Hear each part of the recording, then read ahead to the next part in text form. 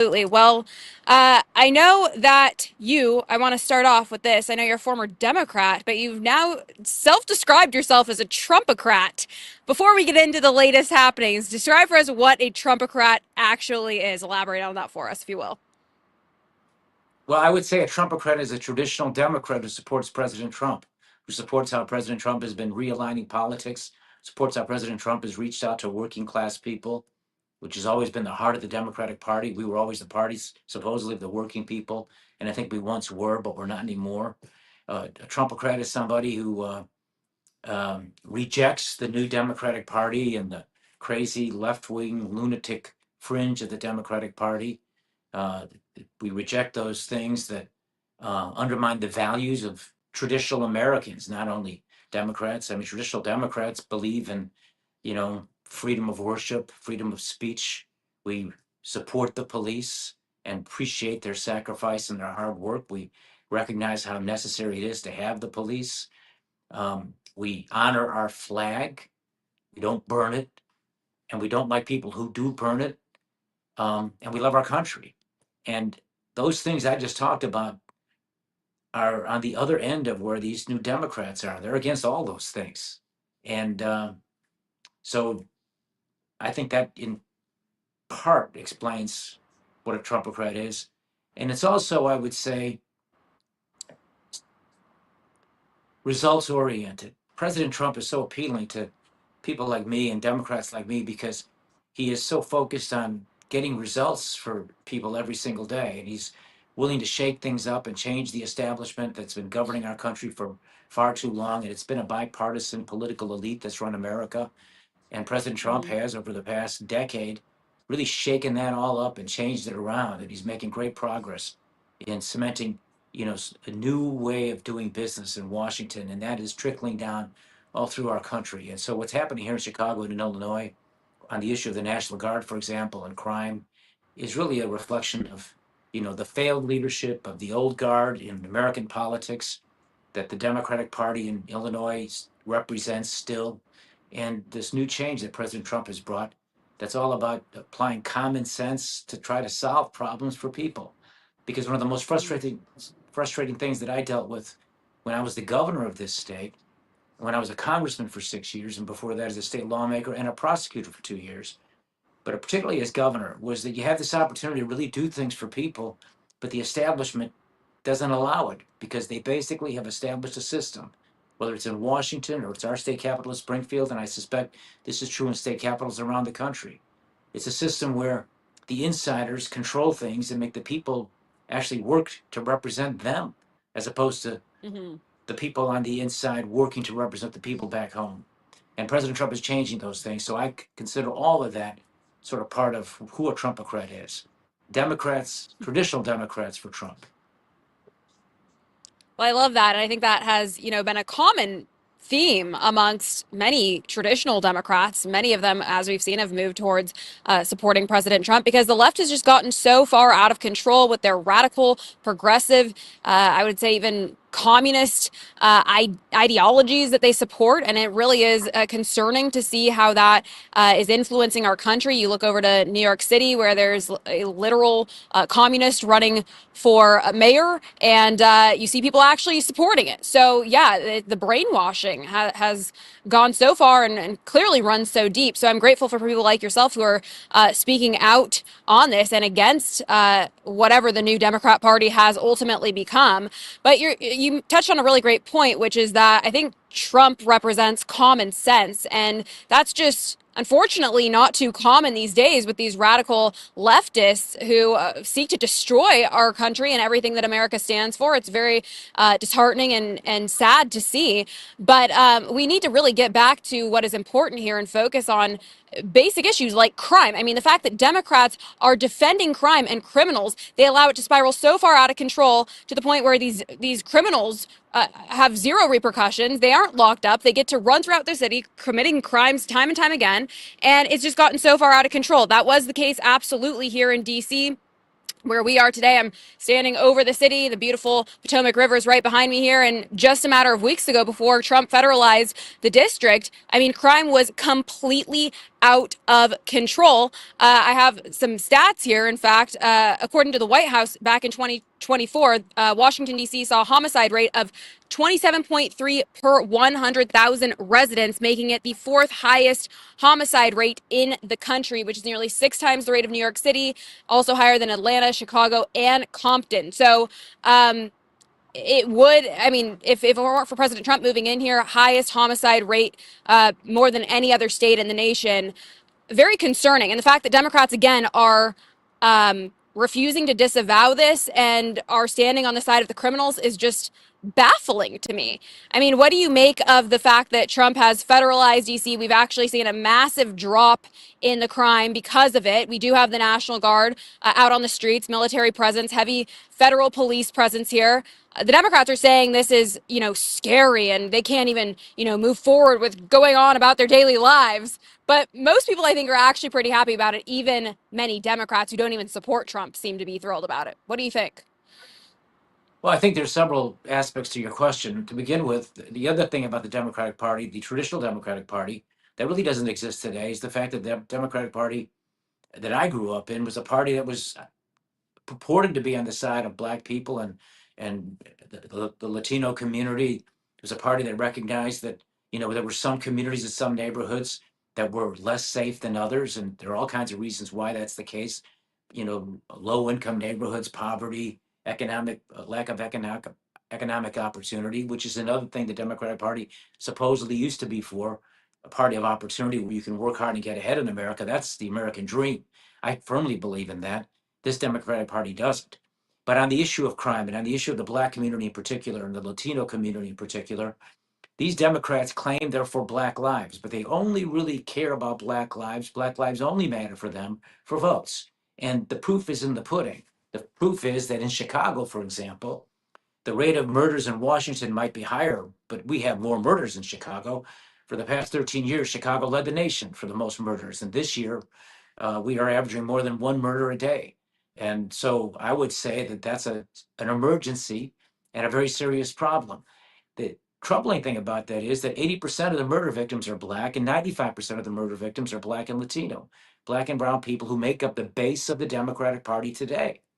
And this is how the Democratic Party treats its constituents.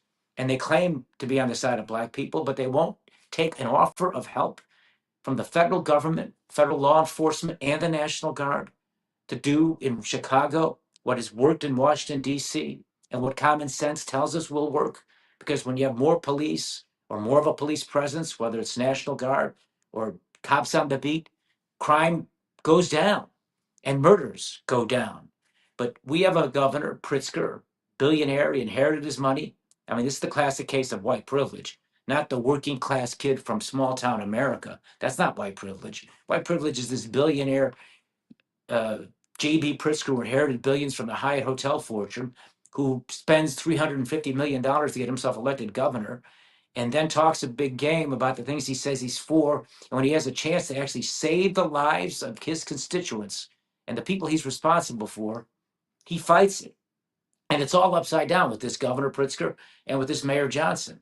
It's upside down because not only are they turning down a chance to give sanctuary to law abiding citizens by having President Trump send more resources to help the police in Chicago fight crime and reduce crime and protect people, but Pritzker and Johnson have gone out of their way to provide sanctuary to thousands of criminals who come to our country illegally, drug dealers and gangbangers and human traffickers and cold-blooded killers. These are the people that Governor Pritzker and Mayor Johnson here in Illinois are protecting at the expense of the Black lives and the Latino lives who are being murdered. 95% of the victims in Chicago are Black and Latinos. So they're being exposed, Pritzker and Johnson, and this Yeah. reflects this new Democrat Party. On the one hand, crazy socialists with these crazy ideas who are so anti everything that's good in America.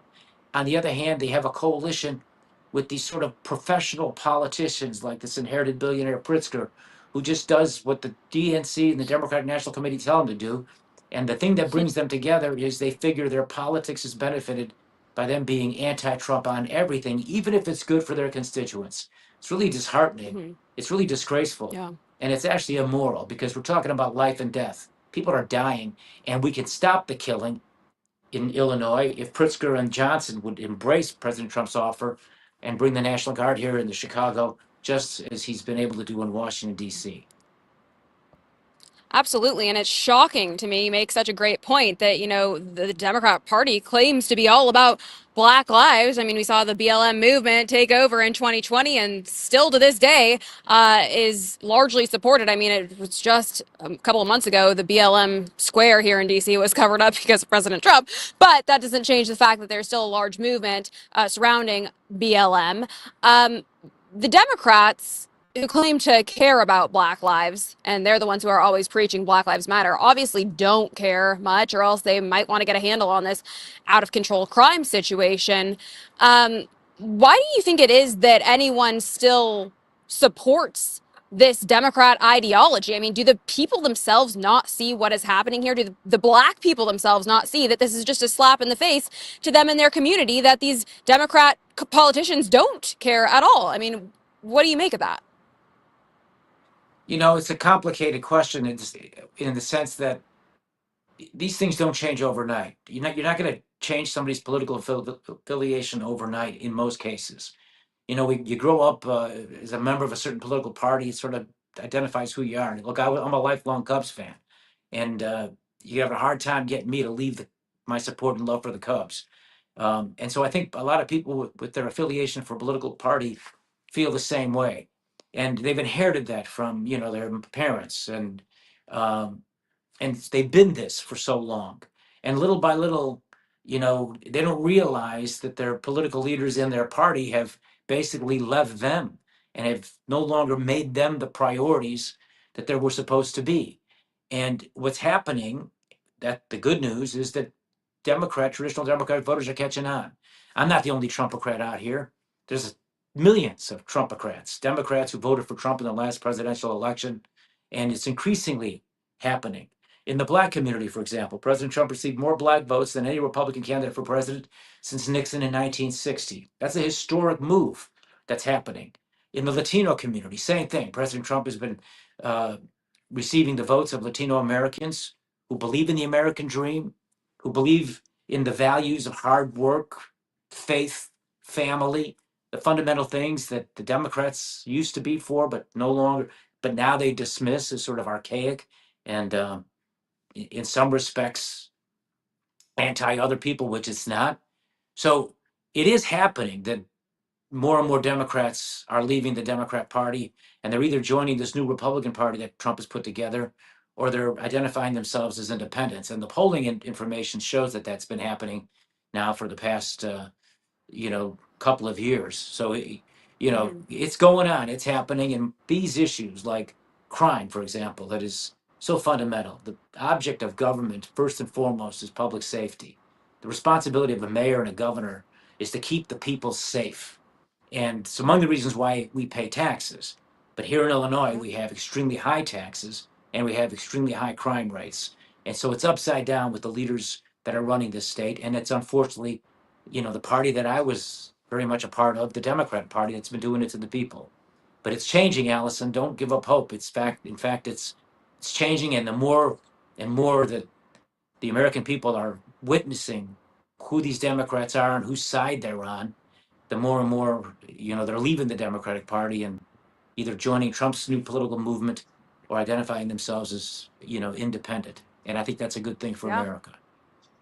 Absolutely. I think it's a great thing. It's been pretty incredible to see this massive shift take place. And to your point, record numbers of the Black voter coming out in support of Trump, which has just been amazing. It's interesting. We do a man on the street segment here often on Lindell TV, and I get to talk to a lot of regular people that are just out around about in DC and in front of the White House. And this conversation now is reminding me of this white liberal man. He was actually dressed up as Santa Claus because he's like your stereotypical Santa. He actually like is Santa for a job. But he was out in front of the White House taking his Christmas photos, and I was speaking with him.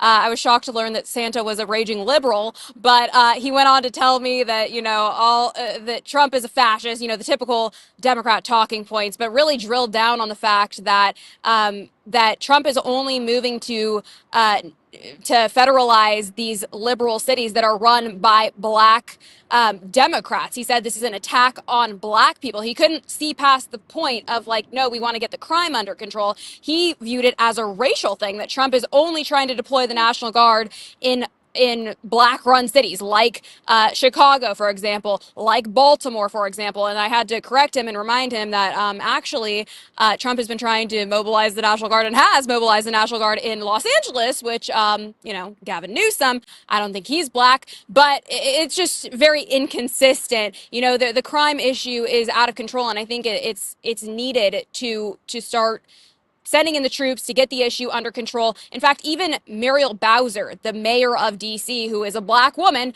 has now acknowledged that Trump's efforts are working and have been successful. She just signed an executive order saying that she plans to continue the efforts to make DC safe and beautiful again. As you can see, there's that order there. But there's a clip from her that I want to play where she's talking about this, crediting Trump for the improvements that have been made here in DC over the last couple of weeks since he instituted the federalization of DC. Let's take a listen to that clip from Muriel Bowser.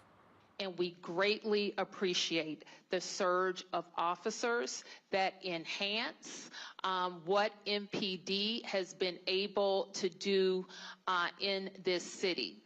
The most significant thing that we are highlighting today is the area of crime that was most troubling for us in 2023. Now, we have driven it down over the last years, but I'm going to get my glasses so I can make sure I can see it correctly. But for carjackings, the difference between this period, this 20-day period of this federal surge and last year represents a 87% reduction in carjackings in Washington, D.C. We know that when carjackings go down, when the use of gun goes down, when homicide or robbery go down, neighborhoods feel safer and are safer. So this surge has been important to us. So that is pretty incredible to hear arguably one of the most liberal mayors coming forward and admitting Trump was right. I love it. I'm so glad to see it. And obviously, there's no denying that his efforts are working. What do you think? Do you think that Muriel Bowser coming out and acknowledging this is going to change the trajectory and perhaps make these other Democrats that have these horribly crime-ridden cities more open to federalization and getting the crime under control? Well, politics is like sports. It's a copycat league. And so, if one thing is working somewhere and it's working politically in the case of politicians, they'll copy that. But the great irony, and so whether or not they're going to follow Mayor Bowser, I'm not so sure. My guess is that they've really taken a hard position against Trump doing this. And I'll tell you why. And this is really disgraceful. And it's the cynical part of this Democratic Party. And it's been part of really the Democratic Party, an undercurrent that's been there even when the Democrat Party was more to my liking than what it is today. It's this: they don't want to solve the problems facing the Black community. And the reason they don't want to solve those problems is because they don't want to lose that base of political support. And the way they get that base of political support to support them isn't so much the good things that the Democrats do for them, but it's the ability to be able to point to the other party and say that they'll do nothing for them and then play the race card and start waving racism around. And there is tremendous amounts of racism in America, and our history is littered with it, of course. And so it resonates with Black people, and they're right to feel that way. But the Democrats, rather than wanting to solve the problems, lift up the Black community with economic opportunity by smart policies that give people a chance to chase the American dream and have opportunity like most of us have had. Instead of doing that, it's all about government spending only so much to sort of keep them dependent on government. The issue of crime is a perfect case in point. And this is the reason why I don't think Governor Pritzker in Illinois or Mayor Johnson, our mayor in Chicago, or other Democrats in other big cities around the country where there's high crime, while they're going to want Trump to be helpful, because he will expose them for their failures in doing their job and protecting people. They don't want Trump to succeed, to reduce crime and save lives. That's the sinister, ugly part of this. Their motivation is, who cares whether those Black people in poor neighborhoods die We're more concerned about our politics, and we don't want to lose our base. And therefore, the conditions that are there now, we can play off of those, and we keep pointing to the past and the history of all the segregation and the racism that's happened in American history. The great irony is, historically, it's been the Democratic Party, the party of slavery, the party of segregation, the party of separate lunch counters in the 1960s. And ironically, it was a president, a great Democratic president, Kennedy, who used the National Guard, federalized it in Alabama to get a Democrat Governor Wallace to get out of the way because he was standing in the schoolhouse door, not allowing two black students a chance to have access to the University of Alabama. So there's a real interesting political dynamic that most people don't know about. But as me, as a Democrat governor who would really try hard to lift up the black community, I found my biggest opposition was within my own party and the party leaders in the party establishment because they didn't want to lose that dependent base of votes. Mayor Harold Yeah. Washington, the first black mayor of Chicago, called it plantation politics. And that's what's at play here. It's plantation politics. They don't want crime to go down. They don't want Trump to solve crime in in those neighborhoods for fear they'll be exposed for not having done their job to keep black lives safe. I'm so glad you brought that up because I've been saying that from day one. That is exactly why these Democrats are so largely opposed to cleaning up the crime, is because it's going to immediately expose them for who they are. Their constituents are going to realize, oh, gee, I actually can go outside without having my life threatened today, or oh, I can actually go to work without having to deal with a carjacking. All of the cleanup in the crime will expose the Democrats for who they are and the lack of work that they did to actually protect their people, which is really their sole responsibility. So I think it's pretty amazing to see all of this play out, and you really have to credit Trump for this brilliant tactic of just exposing the Democrats for who they are and all of this. I actually had the opportunity to speak with an Illinois congressman just a couple of days ago, earlier in this week. It's Illinois Congressman Jonathan Jackson. I asked him specifically about this crime issue. I asked him if Muriel Bowser's stance on this now changes his opinion of what needs to happen over in Chicago and Illinois. Let's take a listen to more on what he had to say. Congressman, D.C. Mayor Muriel Bowser now supports the federalization of D.C. and what President Trump is doing. Does that change your opinion on what's happening here? Getting crime under control? She's in a very tenuous situation. This is a different sort of municipality that has some federal oversight and jurisdiction. It should be home rule and honored as a local authority. So she has to get her budget passed by the way of the Congress so the president can bully her. But for other places that have our sovereignty, if you will, our local authorities with our congresspeople and senators, no, we will not stand for that. So I support her, applaud her, but she has to keep the city running. Okay, and what about the fact that crime is actually down since the federalization of D.C. has begun? There hasn't been a homicide in multiple days. Does that change your opinion of what President Trump is doing? No, because it's not the first time it's happened. He's trying to deflect the enormous pressure he's under with the Epstein files. We also have to address the issue of child sex trafficking.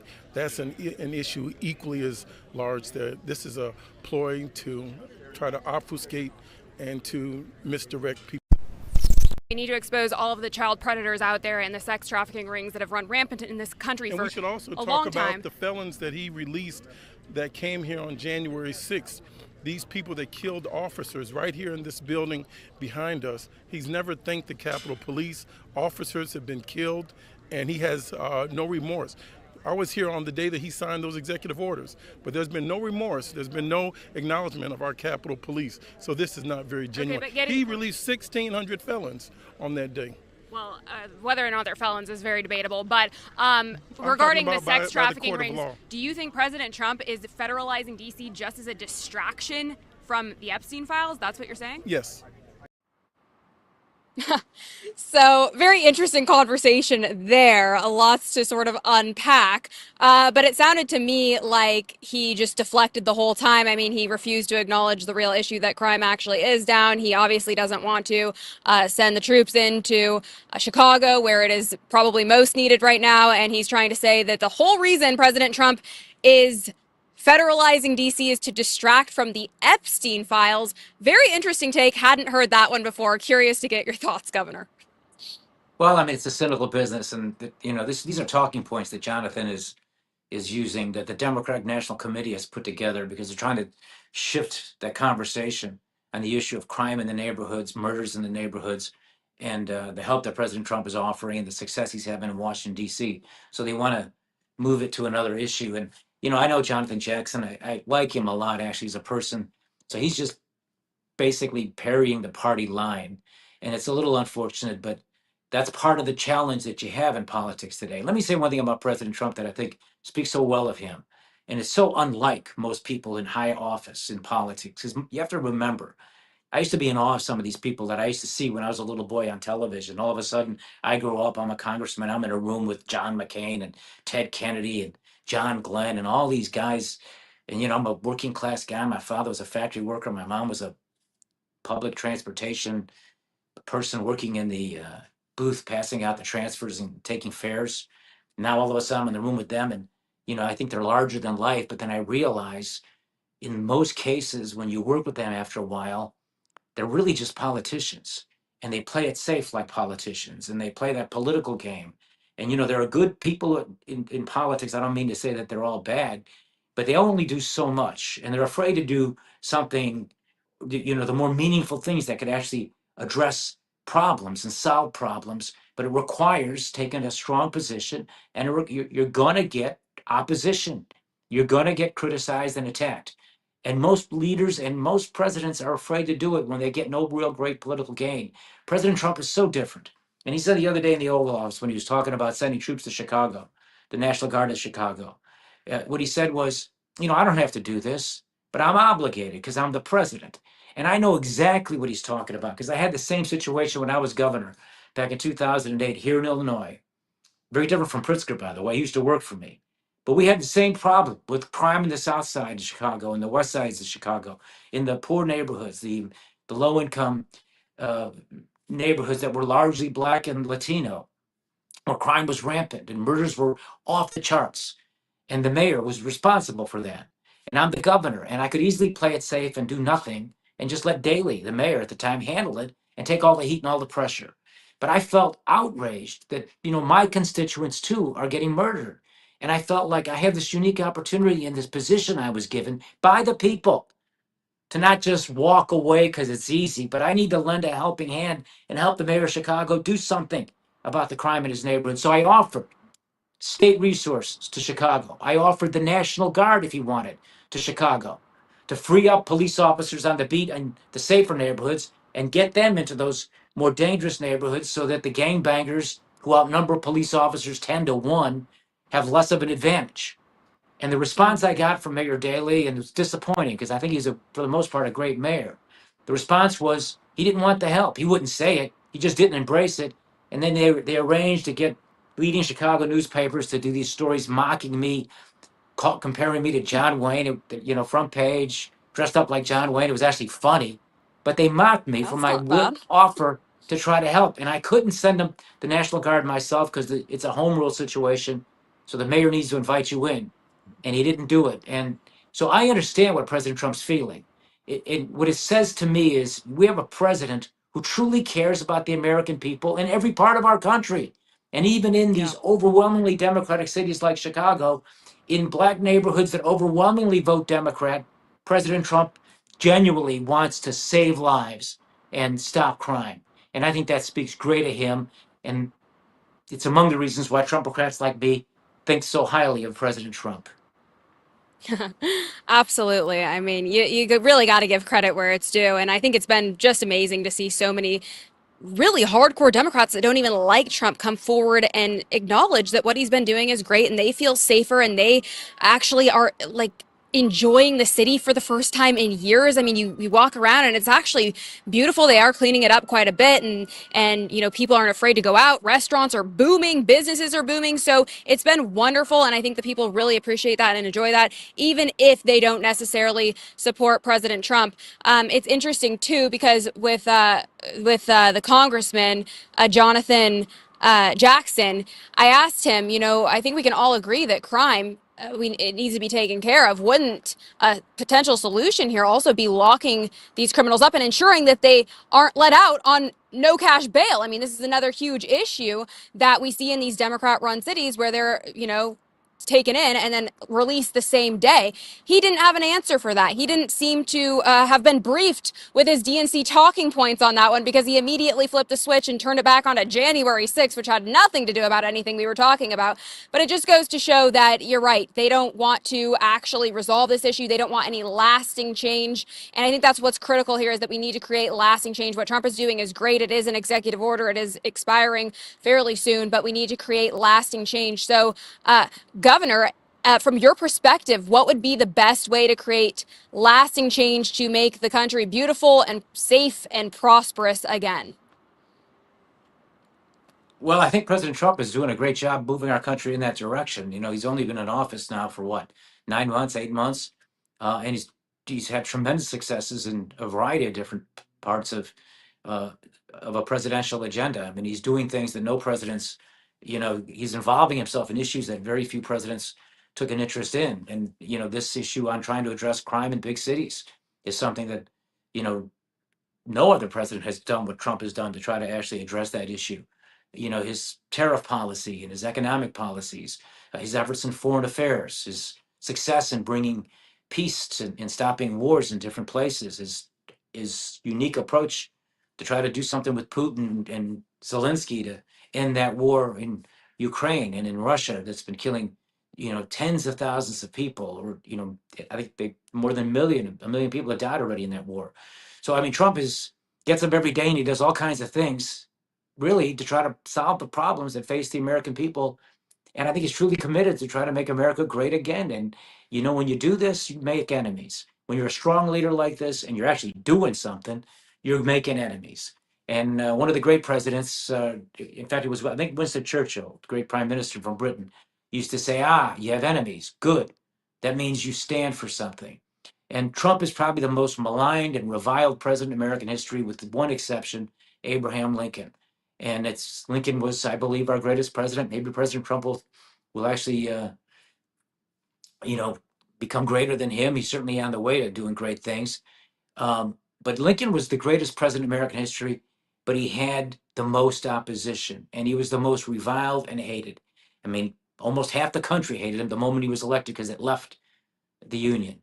So the true leaders, the ones who really want to do things that are meaningful, that matter, are leaders like Lincoln and Trump, who actually are not afraid to do it and are willing to go out and do it, as opposed to the ones who play it safe, like an Obama, for example, who's all about just saying good sounding things and having his poll numbers be in a certain place, but not really doing anything or tackling the real problems. The great leaders are the ones who tackle the real problems and solve them, and aren't afraid to do it. And one of the great ironies of the Democratic Party today, and Jonathan Jackson, who, again, as I said, I know him and I like him. He's a good guy. But Jonathan Jackson's father is the Reverend Jesse Jackson, who I know very well. And Reverend Jackson done so many great things in the area of civil rights. This issue today, crime in the black neighborhoods, is a civil rights issue. And how ironic that the Democrats now are on the other side of civil rights, instead of being on the side of the civil rights of black people, their fundamental human right to be safe in their neighborhoods and not get shot and killed in their neighborhoods. Yeah, absolutely.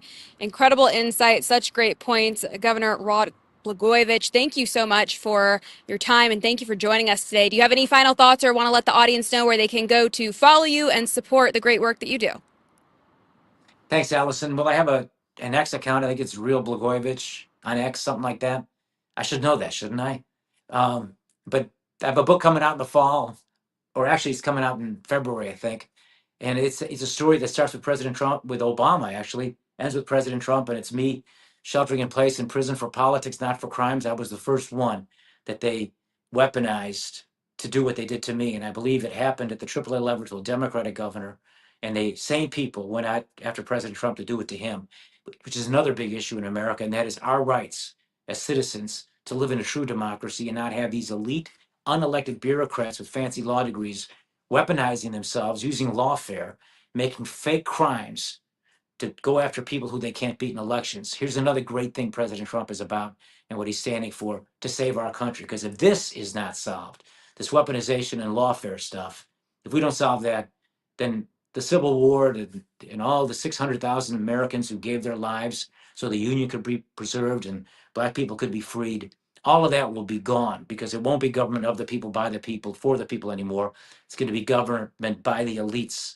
And if they don't like what you're doing, they'll use KGB police state tactics to take people out of office with fake crimes. So Trump is a great leader on this subject too. And all I can say is thank you for having a network that appreciates the work he's doing. And the important thing for we the people in America is to be able to talk to each other and to try to discuss these issues and to persuade as best we can others that the things that we think are right, and we must be involved and vigilant because freedom is a very fragile thing and you lose it if you're not vigilant. And you have to exercise that freedom of speech to go out there and make those people who we hire to work for us actually work for us, like President Trump, and not work against us, like Governor Pritzker and Mayor Johnson and others like them who don't want to make neighborhoods in our country safe. Absolutely. I could not agree with you more. Beautifully said. Former Illinois Governor Rod Blagojevich, thank you so much for all that you do. And thank you so much for joining us today. I really appreciate it. Thanks, Allison. Thanks for having me. Take care. Alrighty, guys. Thank you so much for watching Lindell TV. We are going to go to a very quick commercial break, and then we're going to be back with more DC Live. On the other side, we're going to have our very own Kara Castronova outside of the White House doing a man on the street. You know, those are always entertaining, so stay tuned for that. We'll be back with more right after this commercial break. Welcome to Vocal, the free speech social app that gives you a platform to amplify your voice. Speak freely, connect boldly, and be part of a growing movement for truth, faith, and freedom. Want to know what's happening right now? The Now Playing feature shows you exactly who's live and what's streaming in real time. Check out the show's feed, a non-stop lineup including Lindell TV News 24/7, shows and on-demand programming all in one place. Connect with your favorite host and never miss a show. Explore the featured page for quick access to Lindell TV's top shows. Follow your favorites and watch their newest content flow right into your feed. And when they go live on Vocal, you can join the live chat and be part of the action. Ask questions, share your thoughts, even help shape future shows. Stay informed on issues around securing our elections by following your state's Cause of America account. Join a group and connect on a deeper level, from faith and freedom to the future of our nation. Go to vocal.com or download the app today and be a part of the mission to save our country. Hey everybody, Kara Castronova here in front of the White House for DC Live, where I am going to talk to regular Americans and people here visiting from other countries that tend to hang outside the White House and generally be opinionated. And there's a lot going on today. Actually, right before I came on, a man walked by. I wish I could get him. He was wearing the strangest face mask I've ever seen with Obama's picture on it. So I did want to ask him what he thought about Russiagate, all of the recent revelations by Tulsi Gabbard that implicate that Barack Obama possibly tried to overthrow President Trump and was really involved tremendously in all of that Russiagate and really duping the American public. All of this came out last month with Tulsi Gabbard. So I wanted to ask him, is this mask something that you got for free somewhere? Is that why you're wearing it? Or are you that big a supporter of Barack Obama that you're actually wearing a face mask with his picture on it? It was very strange. But that's Washington, D.C. for you. As you can see, we have here, and we're not going to go over there today because the music is very loud. The usuals, the flags that are here in front of the White House, the American flag, which is always there, the truth seeker. There's a really nice man who sits out here and plays music. And then there's the blue flag. That's actually, from what I understand, an Uyghur, which is Muslim people that live in China, and they're persecuted, according to this man who sits outside the White House. And then the Palestinian flag, generally there's some pro-Palestinian protesters out here or activists. So this is normal in front of the White House generally. And we talk to these people all the time. If you are a regular viewer, you would know that we do have civil discourse with all of these protesters quite often. But we are going to ask some other people. We're going to have to venture into the very hot sun today and what they think about President Trump calling the Department of Defense. Hey, ladies, how are you? You look so pretty today. Where are you going? You're going to an event? Your outfit, very cute. Where are you visiting from? From New Jersey. New Jersey, and you're. Where, Who are you? I'm Lindell TV. We're live right now, and I just wanted to compliment your. This is a cute outfit. Where is it from? It's from Germany. Germany. And are you going to a party, or you just like to get dressed up? really No, nice. that's really nice that you dress up because I wish I could do that. I just I get so tired. But you look beautiful today. So you're visiting from New Jersey. Yeah. Are you enjoying your visit? We just came here. You just came and you're here to take the picture in front of the White House. Everybody comes to do that. Yeah. Put it on Instagram. No. No, no Instagram. What do you think of President Trump? Is he doing a good job? I don't have an answer. How about you? What do you think? She doesn't speak English. How about Melania Trump in her fashion? Is it good? Because you're very fashionable. I don't know nothing about Okay. it. I'm sorry. Well, have a good trip. And you look great today. Tried to squeeze some juice out of all of these people. It's not always easy. One of them didn't speak English, but I did like that outfit. I like seeing people dressed up on a regular day. I don't think there's anything wrong with that. I wish I had the time every morning to get decked out in beautiful outfits, do my hair and makeup, but I'm always chasing down news stories, so it's not that easy. Hey, how are you today? Hey. Are you here visiting? Yeah. From where? We are in this moment. I am living in New York, but New York. We're from New York. near to Binghamton. Yeah, Where? near to Binghamton. Binghamton. Yeah. How far? That's far. But I am from Colombia. From Colombia. Are you here just to visit the White House and take pictures? Yeah, with my host family. Yeah, We're Lindell TV. Lindell TV. Go on it right now, and you'll be addicted. And this is live. It's a very good news organization. We report in the White House usually, but we like to come outside and talk to people and ask them, "Do you think President Trump is doing a good job?" yeah, A good job. yeah, yeah. What do you do? So today he's signing a order calling the Department of Defense the Department of War. Do you think that's good? I don't know, but it helped to people. Okay, yeah, it's good. Well, welcome to DC and have a great trip. And God bless you. God bless you. Okay. It's not the easiest job in the planet walking up to people cold. It's weird. Why wouldn't they want to be on Lindell TV, which is the fastest growing news network? As you guys all know, we have some great content like no other network. And we're going to honor Rudy Giuliani next week. Rudy Giuliani is America's mayor. He almost, broke some serious bones, let's put it that way, in a car accident last week. And next week is 9/11. It came up so fast. What's today's date? Today's the 5th. In less than a week, it's 9/11. So I can't believe how fast that came up because it is so hot out today. We feel like we're in the middle of the summer. It's so strange, the weather here in Washington, D.C., but 9/11 is coming up. So we will be honoring Rudy Giuliani, who is America's mayor and who was literally the mayor that guided New York City through 9/11. He almost died on 9/11, literally almost died because he ran towards the buildings when everybody else was running away. Rudy Giuliani was running towards the buildings, and he was there when the second plane hit and almost was crushed in that second tower with Bernie Kerik, the police chief, the late police chief from 9/11. So that is a fun fact about Rudy Giuliani that a lot of people might not know, that he was in Tower 2 when it came down and almost died that day. This is America's Mayor, and you could check out his show every night at 7 p.m. on Lindell TV. Love going on the Rudy Giuliani show and talking to the mayor. He is a good friend of mine in real life. I'm looking around today. There's a lot of tourists. These are tourists, you could tell. So it's hard to talk to them about the Department of War because they might not understand what I'm talking about, or maybe they do. I think every nation knows about war. Let's talk to these people. Hi, how are you today? Where are you visiting from? England. England. How is England? At the moment, it's what is it? What month is it? September. Yeah, it's nice. Seasons are turning in England, so yeah, it's good. Beautiful there. I've been. The lakes region. It's so pretty. Yeah, the Lake District is fantastic. It's beautiful. Yeah, for sure. Yeah. How's the king?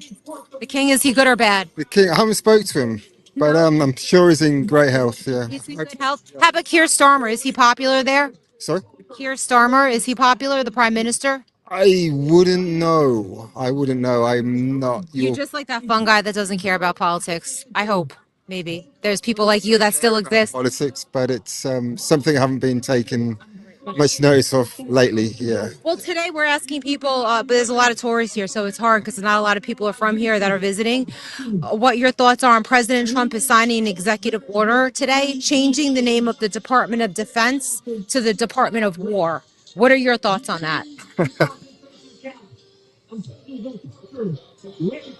I'm not going to comment on that right now. I need to. You've caught me and you've asked me at the spur of the moment. I wasn't fully aware of it. Does England have a Department of Defense or War? What is it called there? Your branch that would be equivalent. Off the top of the head, I couldn't tell you. Yeah, yeah, yeah. This is yeah. Let's stop this here, shall we? Yeah. Yeah. How do you say? Well, actually, yeah. I know What that is Lindell TV? Lindell TV is a website. It's very fast growing. We're at the White House asking the questions to the president all the time in the press pool, and we come out here and talk to tourists every day. And you could go on Lindell TV right now, and you'll see this interview. It's live.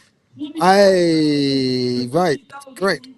Bye, I'll see you later. He said, thank you, Lindell TV. I was going to ask him the dumbest question ever, which is because if I meet someone from France or China, I'll say, how do you say bye in your language? And then obviously in England, they speak English.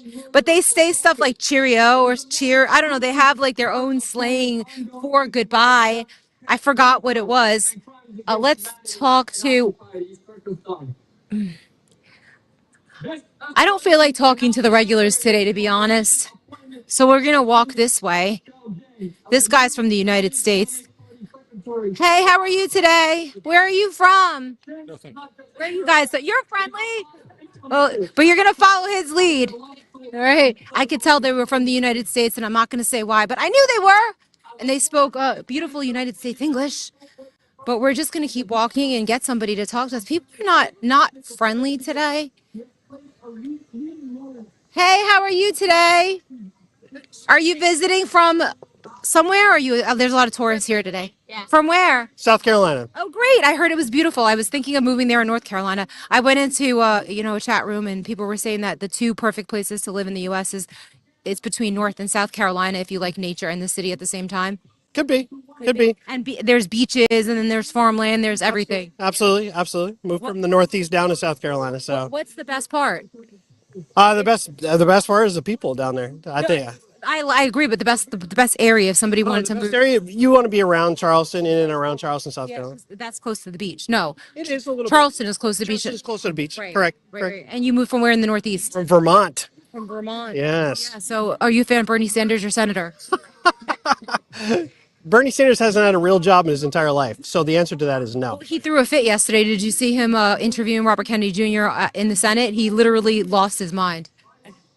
That's difficult to do because he started without it. So Right. Bernie Sanders is the biggest joke in the history of Vermont. It's an absolute travesty that this man continues to be reelected. He's done nothing in his entire career. Has never had a job, but wants to tell everybody else how they should live and how they should make their money. No. And he's wealthy too, from what I understand. Absolutely wealthy. The man has multiple homes. His wife bankrupted Burlington College. Look it up. It's true.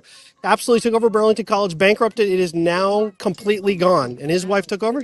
She got a nice little payout when it was done, and that was it. No, he's a joke. I just don't like the way he tries to portray himself as like this the people's champion type when he's a billionaire. He's against the oligarchs and the billionaires, yet he's incredibly wealthy compared to the average American. So he tries to paint himself like he's average when he's not. I think that my favorite part is when an old white man tells you that old white men shouldn't be making decisions. Right. I know. Well, then why are we looking to you, I know. Mr. Never Had a Job, Bernie Sanders? What do you think about him? He was just going so hard at Robert Kennedy Jr. yesterday with the pharmaceuticals, and it came out obviously that he gets a lot of donations from pharmaceutical companies. So he basically lost his mind. He started screaming and yelling because there was an exchange between those two that went viral when Kennedy got the best of him. So now this time he just started yelling and trying to overpower him with his voice. It was like a circus. The answer to most people when you don't have a legitimate argument or you can't back your argument up, just talk louder. Right. Just keep talking louder. Right. And if you yell and you scream, and as long as your supporters encourage that,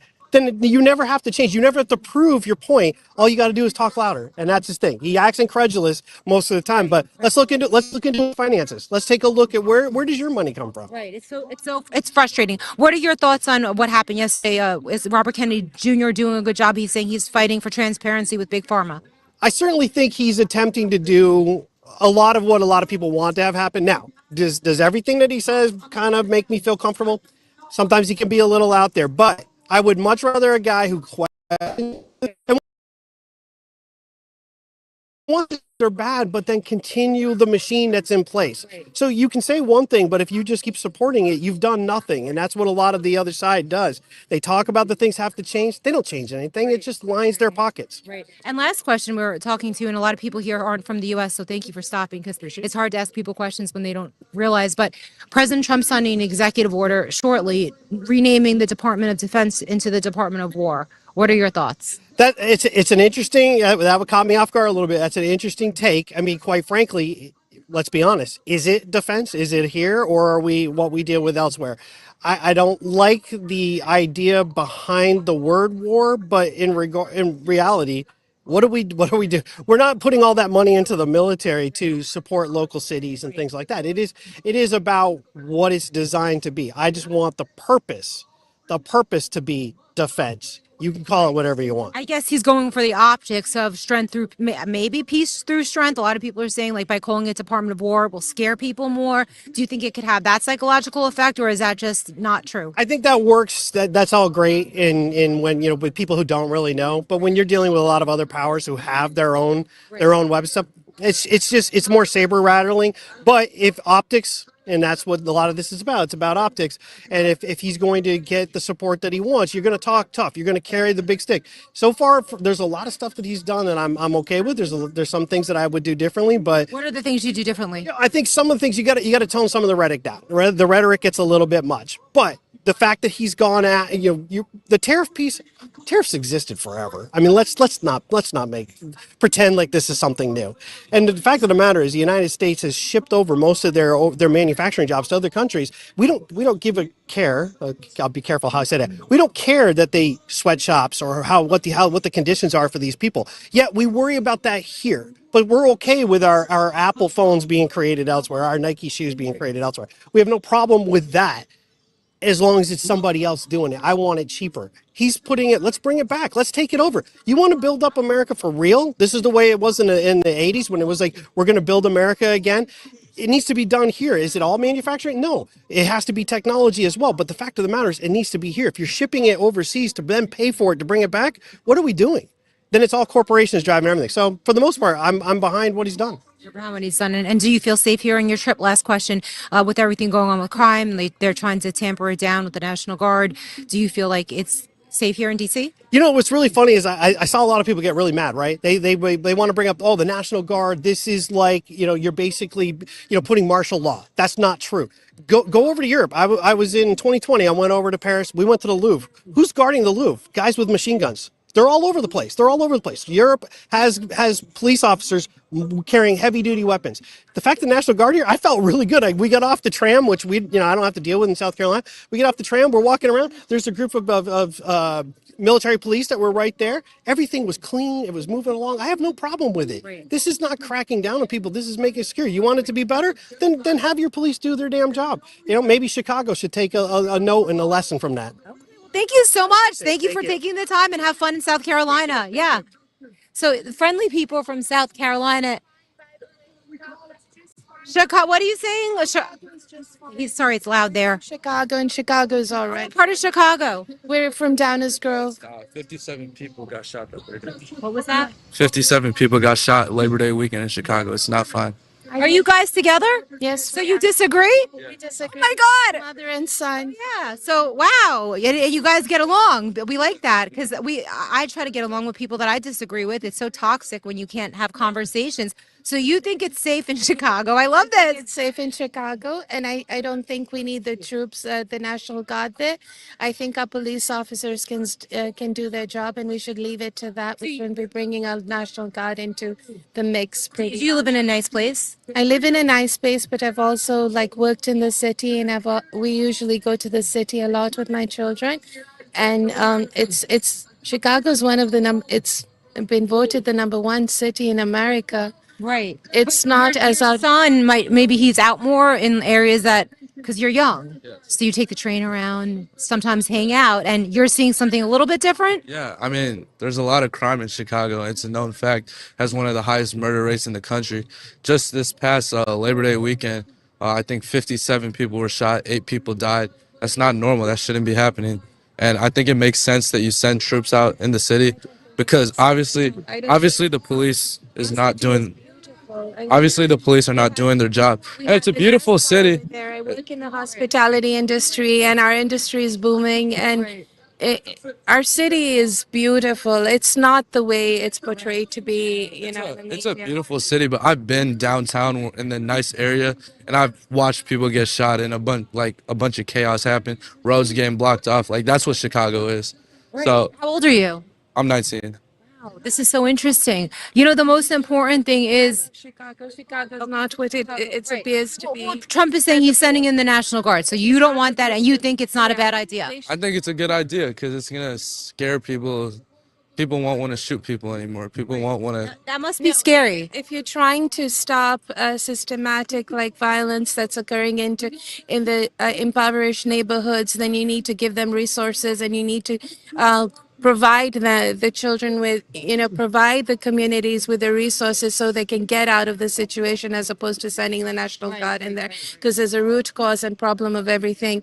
The city, downtown area, it's beautiful. There's nothing like that going on. The fact that you guys could disagree and still love each other, obviously. Did you vote for Trump?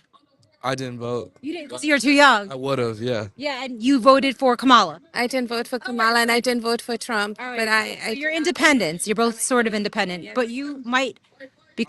I identify with the Republican Party. You identify with the I'm a Republican. Democrat. Okay, so that's so cool because I have I identify as Republican, but I have a whole family of Democrats. And the most important thing I'm going to say to you guys is, and I really mean this, like never let politics divide you. Like you love each other more than the parties. Like, I love my aunts and my Democrat family more than I'll ever love any political party. So don't ever let it divide you. That's the most important thing. God bless you both. God bless you. Have a good trip. Go on. You could watch this. This is a beautiful interview. I love this interview. I'm going to tweet this out. Go on Lindell TV. We have to learn to be able to disagree without being disagreeable. We need to have we need to. It's okay to disagree with each other, but come to the table and talk it out. And family first is what Republicans say. Family first. Go on LindellTV.com and watch this live. You could fast forward, and then you can see, and then screen record and keep it. Because when you get older and you're fighting, if you ever do, hopefully you never fight over politics. Rewind and remember that the most important thing is family. Okay. God bless you both. Thank you. Thank you so much. He said my makeup looks flawless, which I don't know. I didn't really have time to do today, but I really appreciate that. Those were such nice people. Wow, what a nice surprise to see a mother and a son, a Democrat and a Republican that disagree, but obviously are traveling here and love each other. They were so sweet. I love them. But stay tuned for more of Lindell TV. The Mike Lindell Show is coming up next.